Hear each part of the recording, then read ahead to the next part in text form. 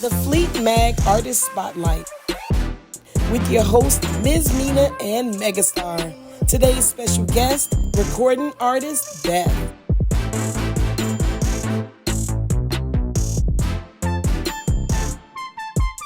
All right, we are here, and I'm so glad that you guys could join us. It's another episode of the FleetMag.com's Artist Spotlight.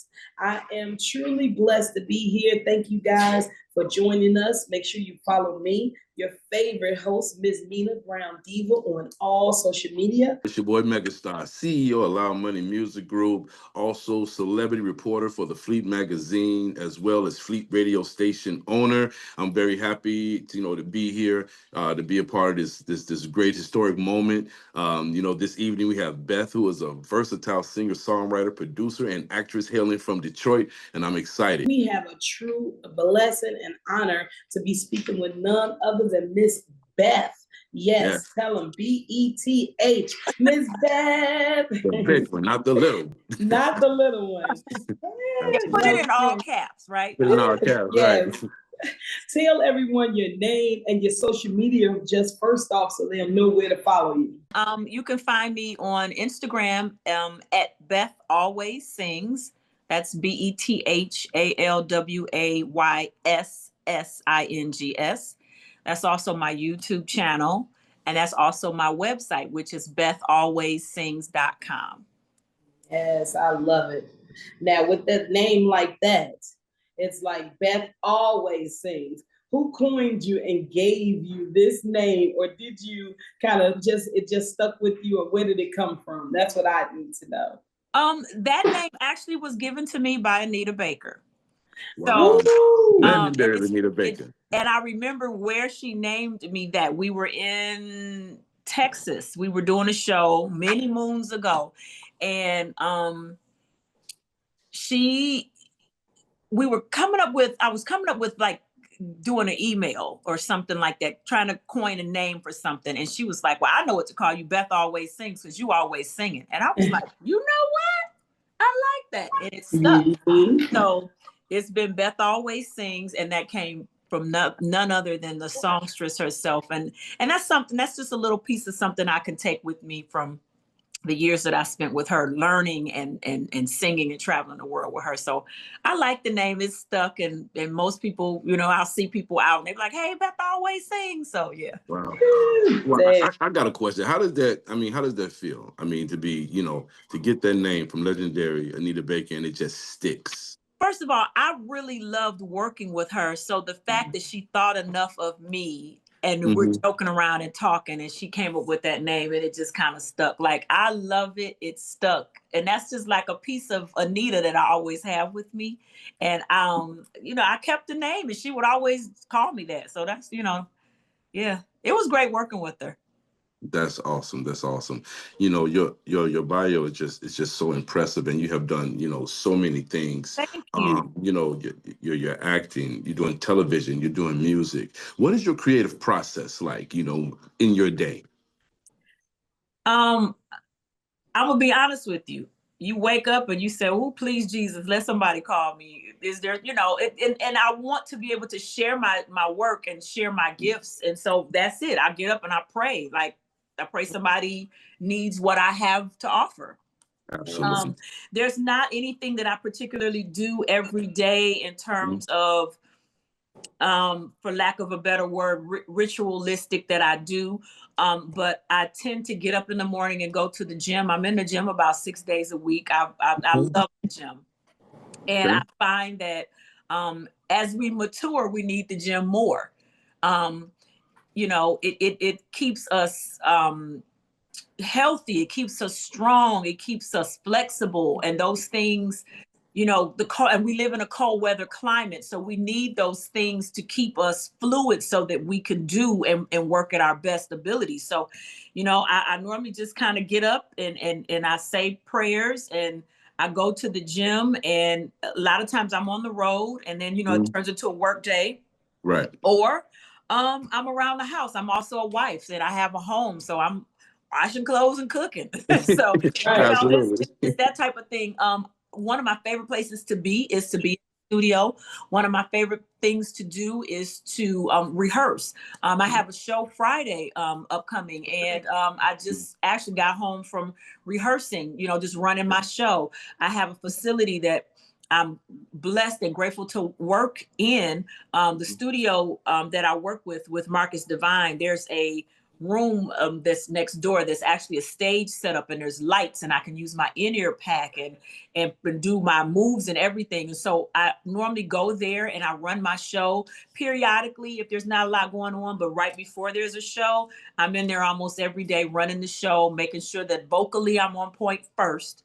And then second, that I'm incorporating the moves that I need to do, and that I just don't get rusty, you know? And I love to practice. I love the art of rehearsal and practicing too, because sometimes you discover new things about yourself, you know, and if he's not in there with me, even though he's produced the songs that I'm singing, he leaves me in there by myself so then I can get creative on how I want to present the songs that I want to do in my show. So yeah, those are kind of my favorite things to do, and then take a nice long nap when I get home. Got to get the nap in there. You definitely do. Now, we know that your musical background, it started way back. Your father is a part of a legendary group. Can you tell us a little bit about how that foundation pretty much molded you into the artist that you are today? Okay, so my dad, the late Johnny Griffith, was part of the Funk Brothers in Motown. And I think how it molded me was just having to have a musician in the house that was always playing music. You know, at the time, by the time I was born, Motown was gone. But my father, because his work had been in Motown, and then he started playing with other artists and traveling and touring, he didn't play Motown in the house. He just played music all the time. And so hearing the music really intrigued me. It was something I fell in love with. And as a kid, I didn't have a good voice. My voice wasn't developed, but you couldn't tell me I couldn't sing. Right. But I love to sing and I love music. And I have a brother and I have a sister. And out of the three of us, I'm the only one that pursued music. My sister really inspired me because she did sing when we were younger. But as we became adults, I talked to her and I said, why didn't you pursue singing? Like, you know, you sing better than me. Like, what, you know, and she said she just couldn't deal with the rejection and the no's.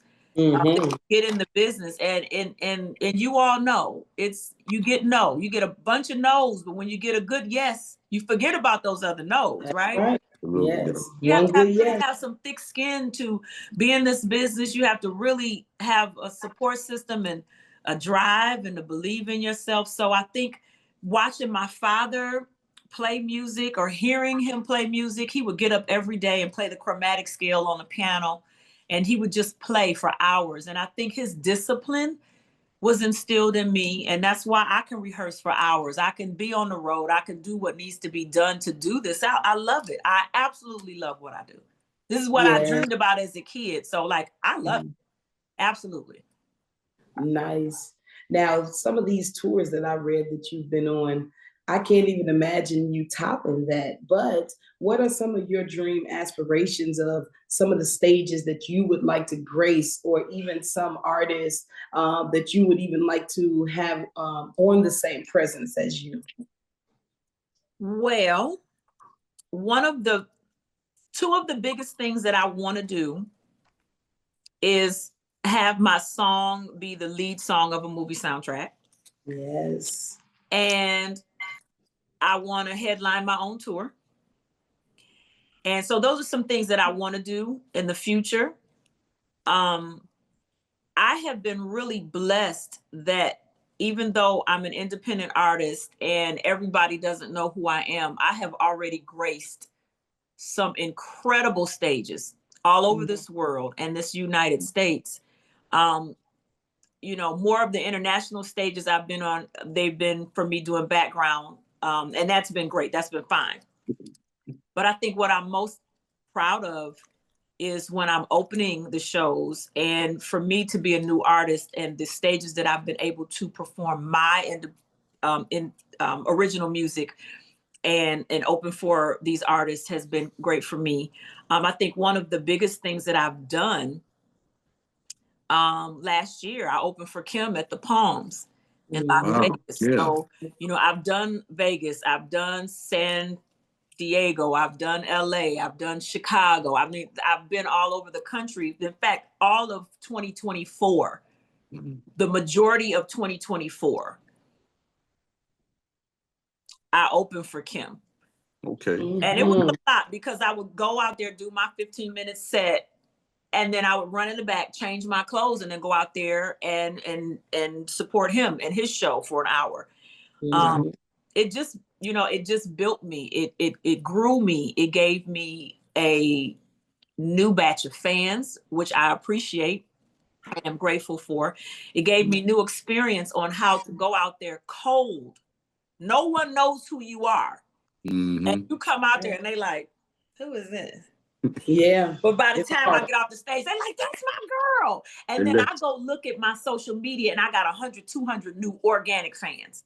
That's right? wonderful. Nothing like the organic fans. Yes. Right. And so those are things that I feel like in 2024 grew me because I was on stages that some artists have never been on and they're established and they're big artists, you know? So I have to say thank you to Kim for that. I also have to say thank you to Genuine because I work with him as well. Okay. And he's opened his door for me. I opened for him in Detroit, the end of 2023. And his manager heard me singing. He came out from the back. He said, let me talk to you after the show. And he did. And I've been working with them. This is going into year 2. And we're headed to Seattle Friday. I'll be opening the show for him. And that's a market that I've never been in as a solo artist. Now I performed there before, but I was in the background.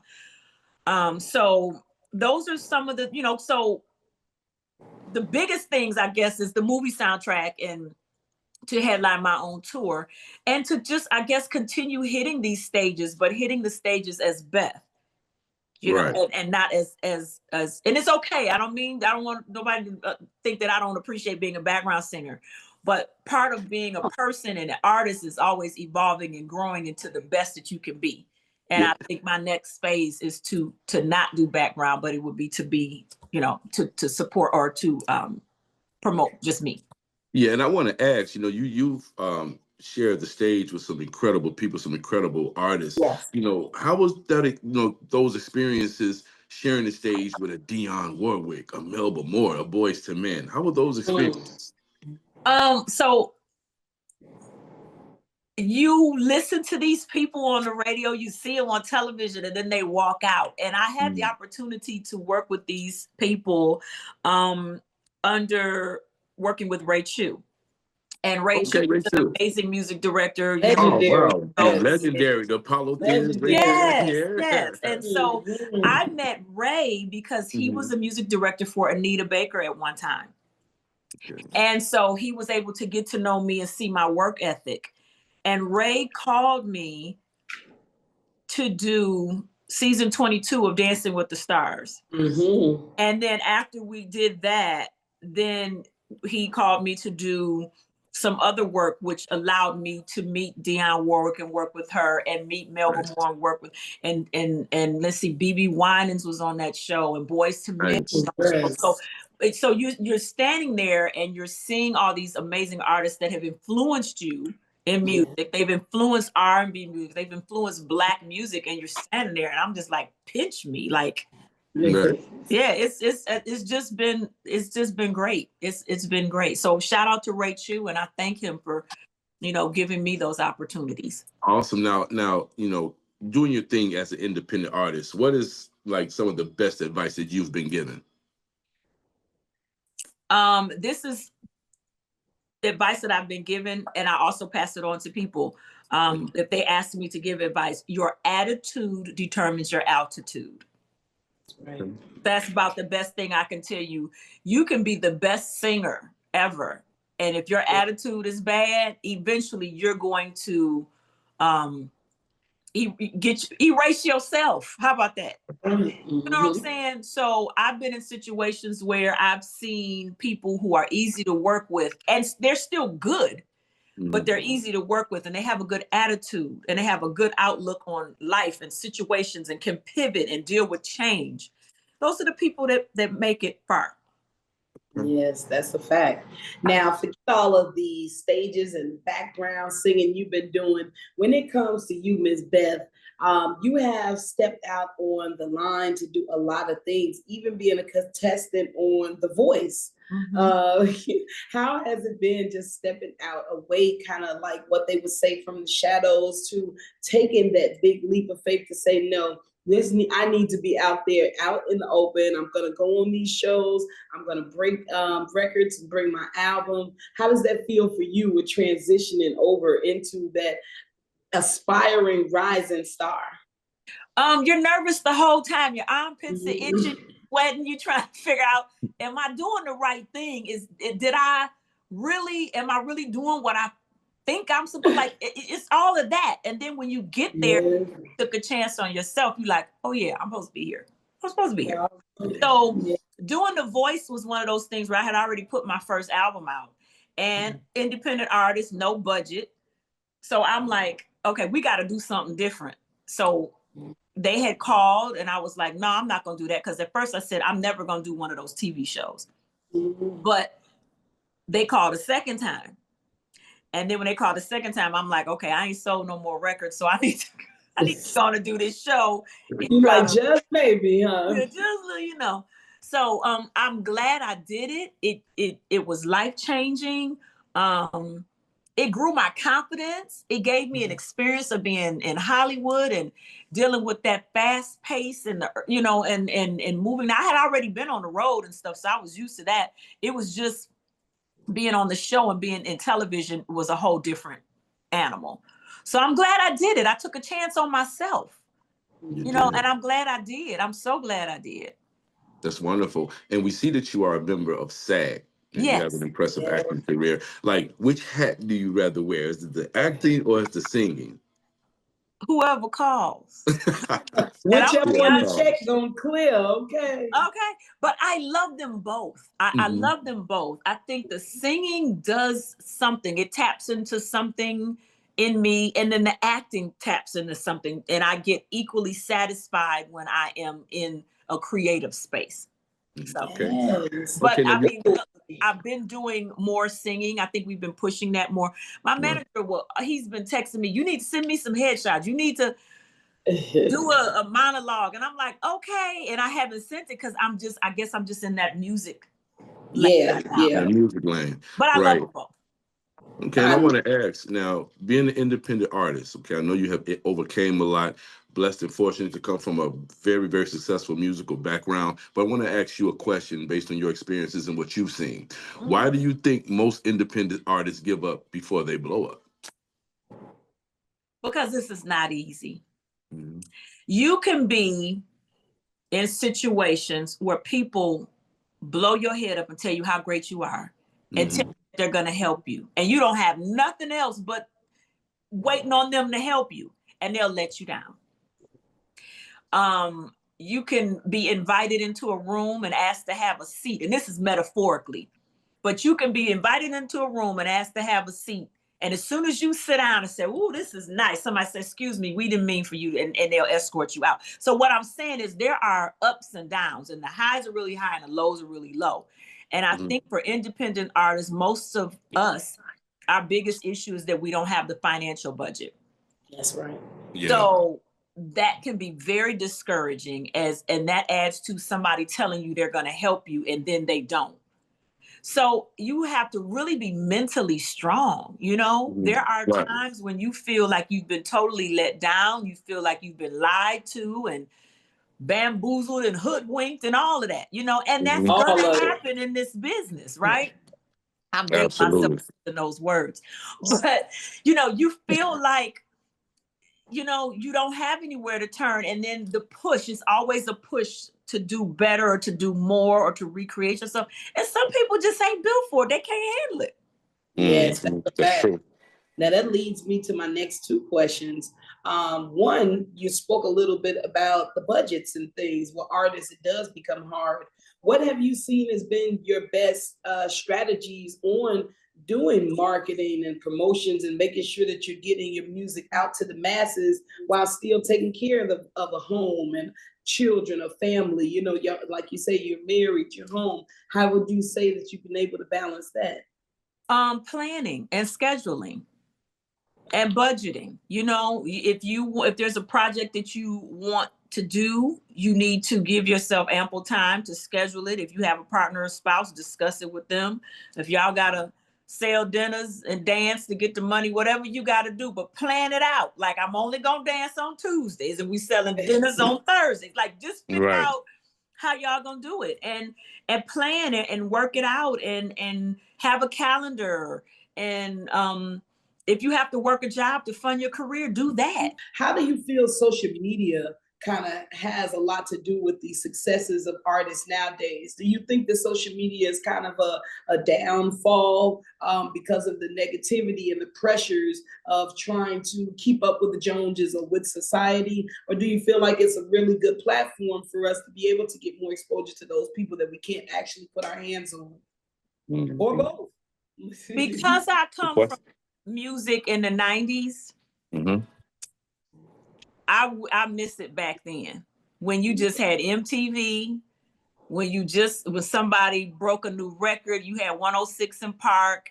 Mm-hmm. Like, you know, now it's like it's oversaturated. Everybody's an artist, even if you're not an artist. Like, at that time when you had LaFace Records and you had, you know, and you had Def Jam and you had those mm-hmm. labels, though they only really, for the most part, the women were really singing and the guys were really singing. Like, it was different. It's the people that have the real talent, they got mm-hmm. the grit, and they have an old school work ethic. Mm-hmm. Nobody want that. Yeah. Nobody wants that. Wow. Nobody want that. And you see how strong the 90s is because those are most of the people that are working right now. Mm-hmm. They're killing it out on the road. And so you have, those were the people that had to audition. They had to go through artist training, all of that stuff. The artists are different now. And you know, but some of them are still good, but it's just something missing. It does seem like you say, artists doing stuff for clout. You can make it off your clothing or something rather than actual natural talent. Like Megastar say sometimes, you know, people, they not even putting in the work. Like, he comes from an era where it's like you get out there and you sell CDs and you get out there and you really got to sing, you know what I mean?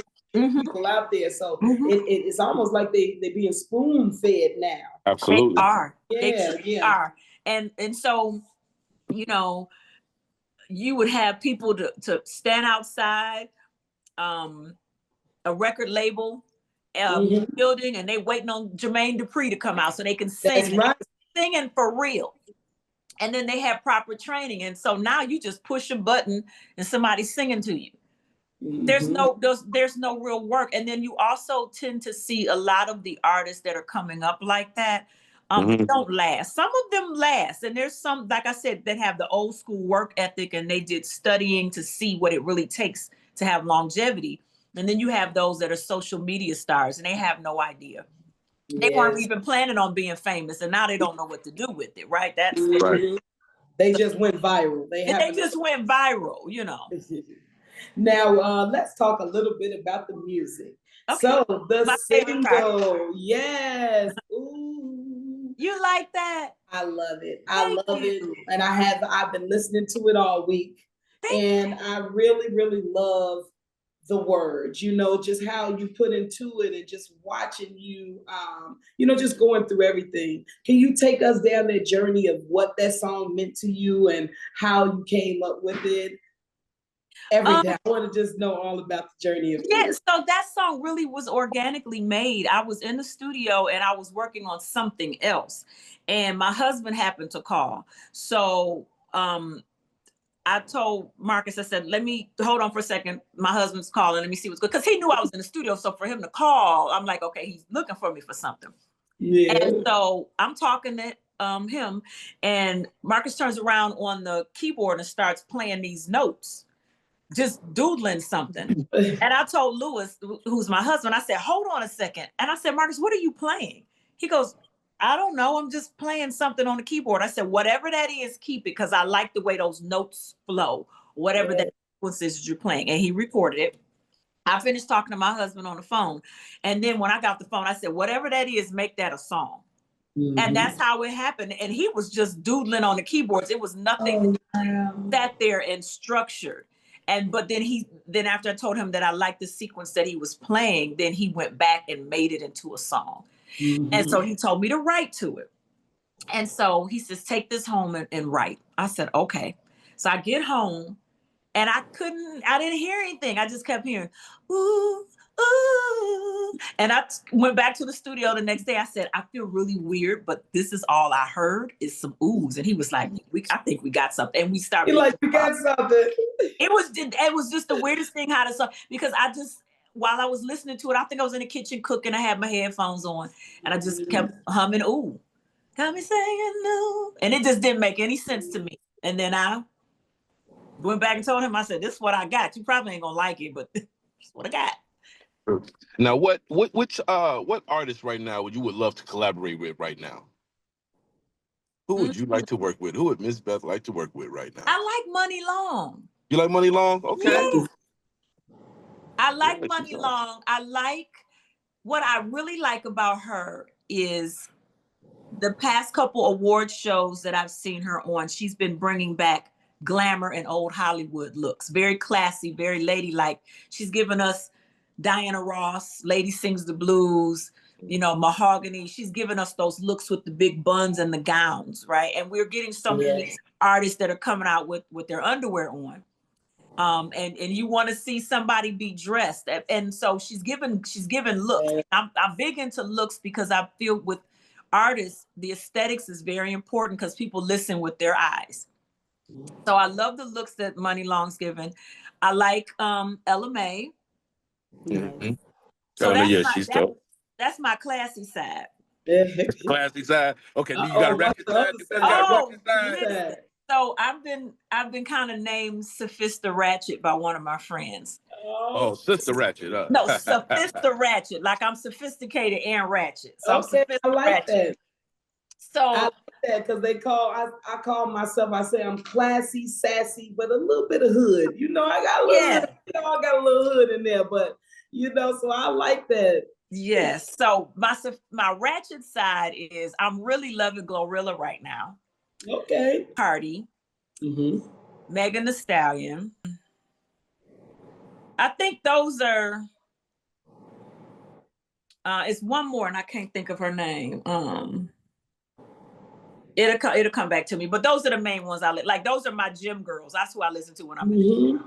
I love that it's all great artists that you named, like from every genre, from the ratchet side to the R&B. It's like you have this style about yourself. It is Beth. It is who you are, and I'm so glad that we had the opportunity to even be introduced to you and what the artist. Yes. With the Fleet Mag, like you say, we kind of trying to take the worldwide Fleet DJs are taking it back to the 90s, like you said. We're trying to help artists to break records. And thank you guys, you want that exposure, we want to give it to you. Through the magazine, through the radio station, through the conference calls. And listen, Megan, we can't even leave without asking you if you plan on joining us for the upcoming 14th annual Fleet DJs Music Conference, July the 17th through the 21st. Oh, okay, wait a minute. Okay. All right. Yes. You said the 17th to the 21st? Yes, July. Okay. We'll see. In Atlanta. And it's one of the biggest networking events of the music industry. We have artists from all genres. Tell a little bit about it. Yeah, because I'm jotting it down. Yeah. So this is our 14th annual. We're talking about every state, artists, celebrities, vendors, presentations, everything in one weekend. I wouldn't even say one building because we do several places, but someone like yourself, I would love to invite you as our special guest to come and network and to meet so Yes. many people. Come and sit down. I want us to, you know, give you that opportunity. I want to put this music, your song, on the Fleet Radio Network. But we about to, we not letting you go, okay, honey? We got a hold on No, we got a lot. We got a lot. We will definitely stay connected with you. Now, before you go, is there any message that you would like to give out to some of your fans, your supporters? 2 words. Thank you. Thank you. Thank you. Thank you. It says a lot, you know, as opposed to thank you for. They know how they've been riding with me. So just thank you. I appreciate everybody. Thank you. Oh, man. And when you say it 3 times, you really feel it in your heart. Yeah, Absolutely. like I mean it. Yep. 1 for the Father, Son, and Holy Ghost. Thank you, thank you, thank you. Well, please give everyone your social media one more time and where they can follow you and also where they can stream the music. Yes. So you can go to bethalwayssings.com, which is my website, and there are links to all of the areas where you can purchase, the platforms where you can purchase, and the Spotify streaming. All of that is connected to my website, which is bethalwayssings.com. You can also connect with me on Instagram, which is Beth Always Sings. And then there's a link in the bio of where you can purchase, stream music, purchase and stream music as well. So yeah, Beth Always Sings.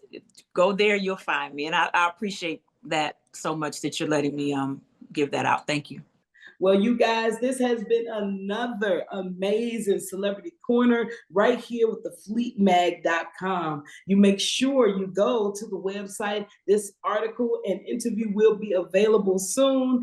Make sure you guys follow us all on social media. I am MzMinah _BrownDivah. Big salute to JP and the Fleet Mag. Thank you. Talk to you soon. Okay, bye-bye.